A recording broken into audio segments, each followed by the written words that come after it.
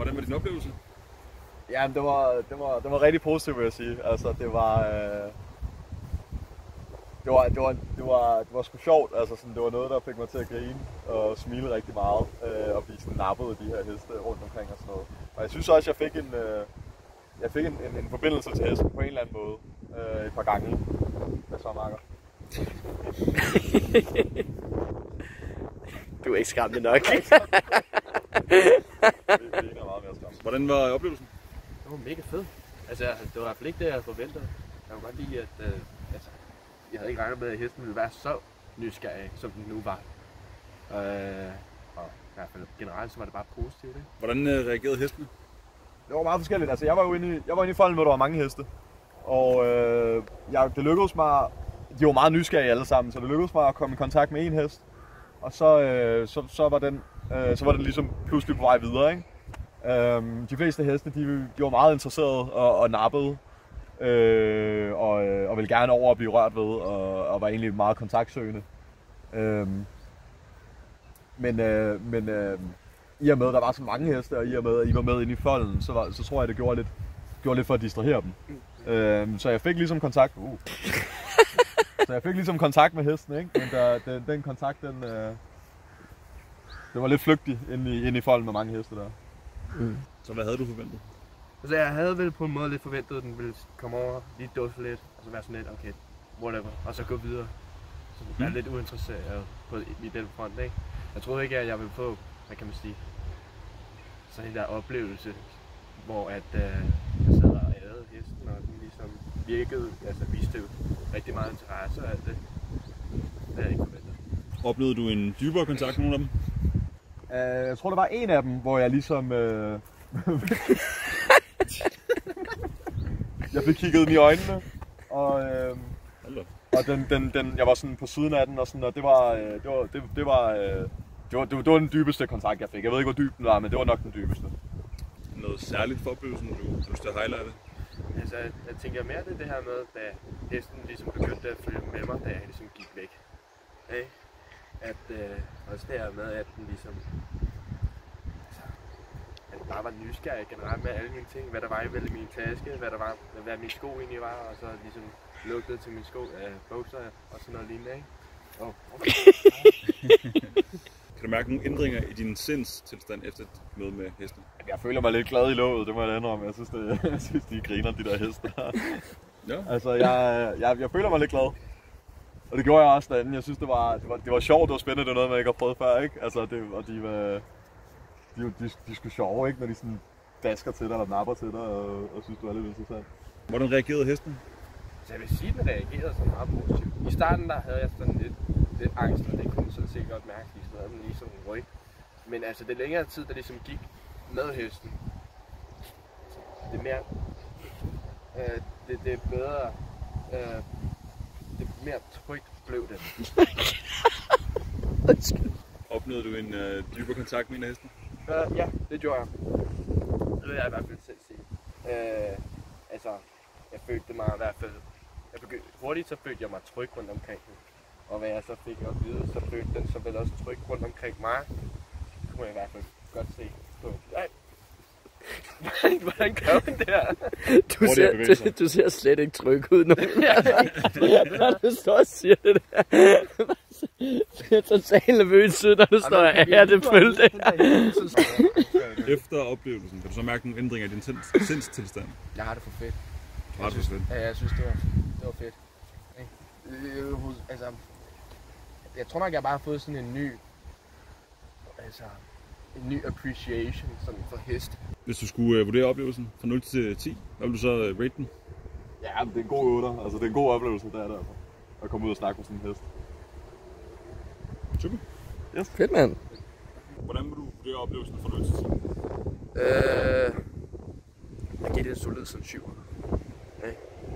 Det var bare positivt. Jeg synes, det var sådan lidt nøjeren, at den begyndte at bide så meget i min taske.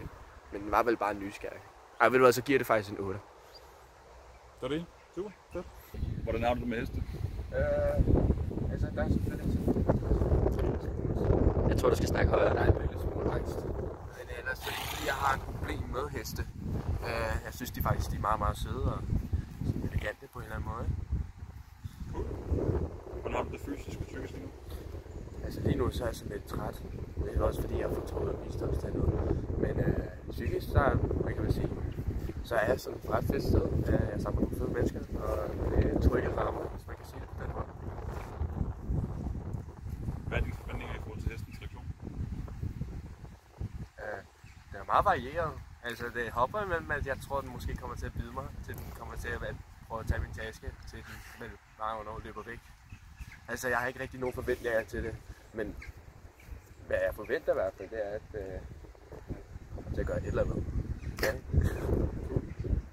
Hvordan påvirker miljøet dig? Det påvirker mig på en positiv måde. Altså jeg føler, altså der er masser af natur rundt omkring os, og det, jeg kan sige, det er bare skønt at være ude. Super. Det var spørgsmålene. Lad os lave testen. Okay.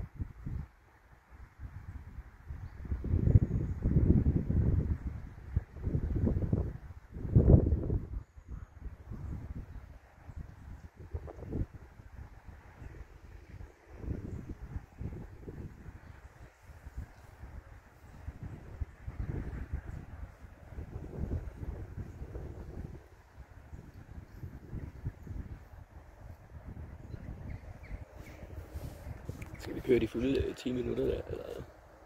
Hvor mange minutter er du fuld for? Så vi er på 6 minutter nu. Giv den 5 minutter mere, så ved det. Ja, så et tegn på, at han slapper af. Mm. Ja. Det virker også meget roligt. Ja.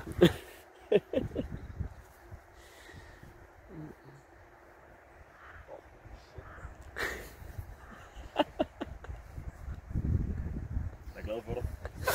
Jeg skal nok få det hjem. Det er lige så sådan her.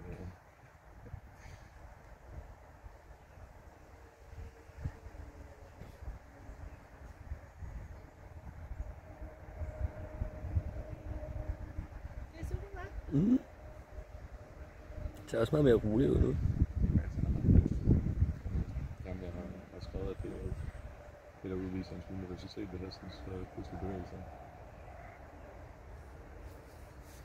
Prøv at se, hvordan... Må jeg sige noget, mens I filmer? Det er så fint. Hvordan han begynder at stå. Så i det, da Peter begynder at stabilisere ham lige på det der punkt, så begynder han faktisk at stå sådan og gumle lidt. Ja. Det er også fordi, det er rart, at han slapper af.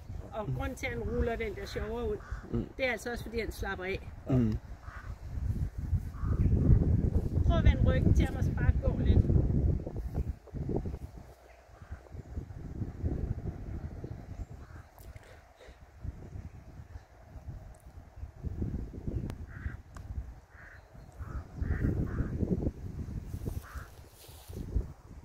Altså, der er jo en rimelig god connection, ikke? Han vil ham rigtig gerne.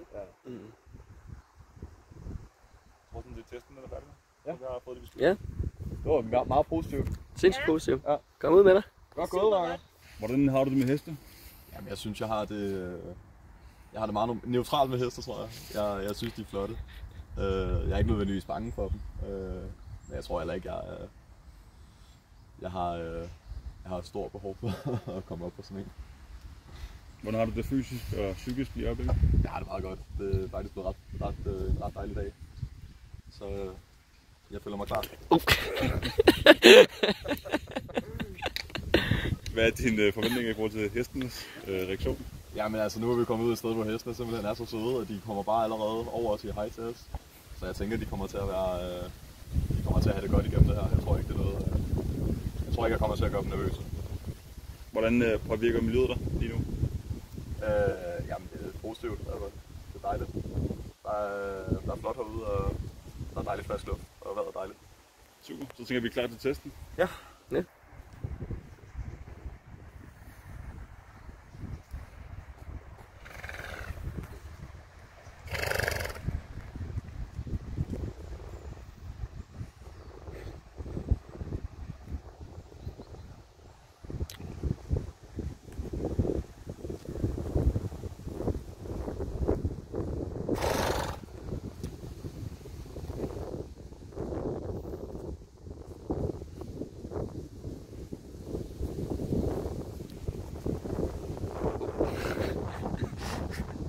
Nej, du skal ikke ned i lommen. Hej. Hej alle sammen. Hvor er I søde.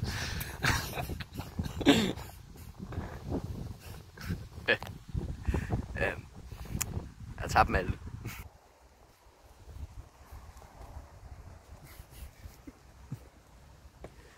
Nope. Jeg skal ikke spise mine lommer.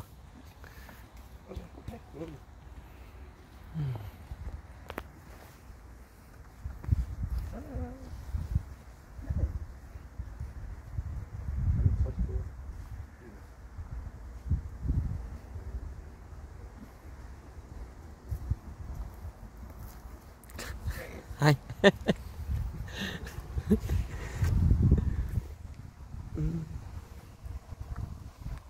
Det kan godt være, at vi måske skal holde os lidt på afstand af Malte, og så filme ham længere væk fra. Jeg tror måske, vi skal prøve igen. Ja. Fordi Er du? Er det fordi, jeg har så mange lommer? Så tænker du, der er et eller andet Det i. er bare et eller andet. Du ligger et indtryk. Okay. Du ligger et indtryk på dem. Det kan de godt lide. Du er connected. Oh shit. Jeg er vant til heste.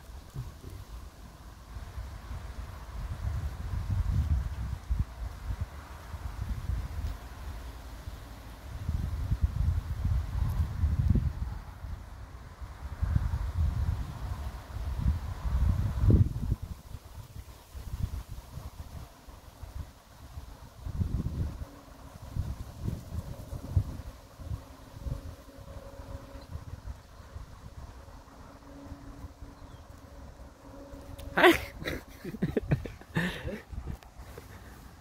Hej du. Skal vi prøve igen, hvor jeg står på den anden side her? Jo, jeg tænker, at det vil være Fordi det meget lykkedes mig alligevel at få lidt en forbindelse med dem, men så altså den der står og ligger og Det er slikker. måske også lidt urealistisk at forvente, at du bare stod med den samme hest i 10 minutter, ikke? Den vil jo nok også gå væk. Jeg tænker, det Altså ja, hvis du ikke er nogen guffer eller noget som helst andet. Ja, men det er Hvis også den hurtige også interesse. den havde jeg lige 2 sekunder med, hvor jeg får lov til at kigge den i øjnene og sådan noget. Så det var faktisk meget fint. Ja. Men jeg tænker, altså... Men så mange af de andre er ligesom i gang. Altså den der slikkede saltsten, den var slet ikke interesseret i mig. Nej, det er sgu forståeligt nok. Prøv igen. Jeg tror ikke, jeg forstår. Jeg ville heller ikke være interesseret i det, hvis jeg havde en saltsten. Jeg tror ikke rigtig, jeg forstår, hvad det er, jeg skal lede efter. Ja? Nu har jeg bare skrevet hesteslikkerens hånd og vist interesse. Altså, en fejlkilde, det kan jo være det, at de går over til os i stedet, ikke? Fordi vi står i nærheden. Ja, okay. Problemet er også, at hvis vi snakker, så ødelægger det også. Så vi bliver nødt til at holde vores kæft.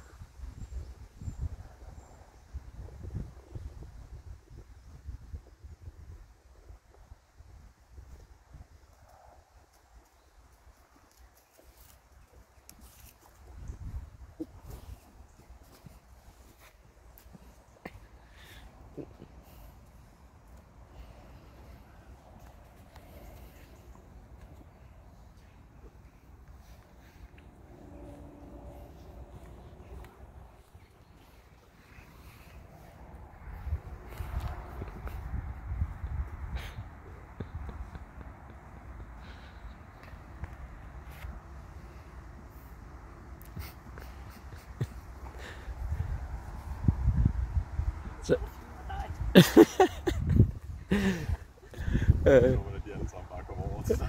Lige præcis, så mistede de alle sammen fokus.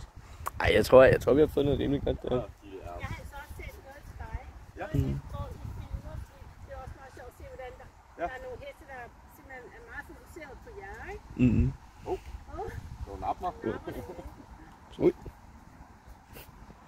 Hej du. Det er sjovt, hvordan de snuser sådan næsten ned i ens lommer, som om man har et eller andet til. Ja, der var en af dem, den var lige hurtigt til mine inderlommer, og så var jeg sådan der,